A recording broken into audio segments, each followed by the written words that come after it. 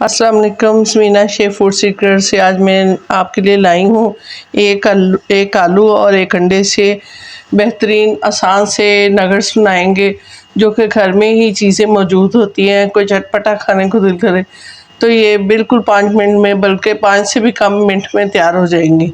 जिसके लिए हमने एक आलू को ग्रेट कर लेना है।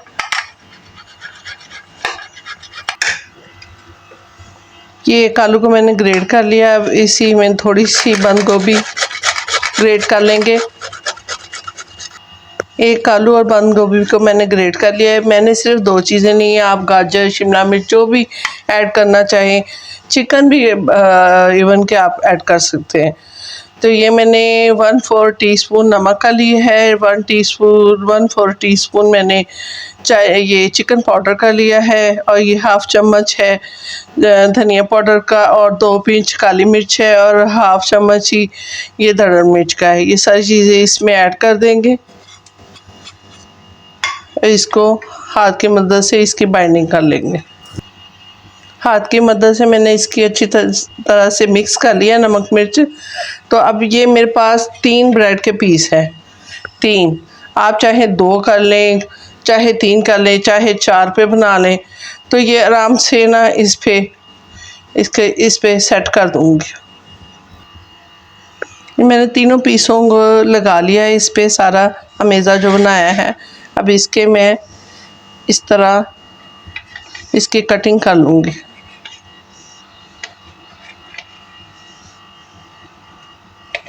इस तरह सारे पीस काट के मैं आपसे मिलती हूँ। ये मैंने इसको अंडे में डिप करके और दूसरे हाथ से मैं इसमें सारे इसको कर के प्लेट में रख लूँगी, क्योंकि जस्ट हमने कलर देना है। ये सारे पकी हुई चीज़ है। अंडा और ब्रेड क्रम्स लगा के हमने रख लिए हैं, ताकि हमने जस्ट कलर देना है। अगर पहले से ना रखें तो वो जल्दी ब्राउन हो जाते हैं, फिर टाइम शॉर्ट बचता है। तो हम इसमें एक एक करके ऑयल गर्म कर लिया था हमने, और ज़्यादा तेज़ नहीं आग करनी आपने, ये फ़ौरन से इस कलर आना शुरू हो जाता है।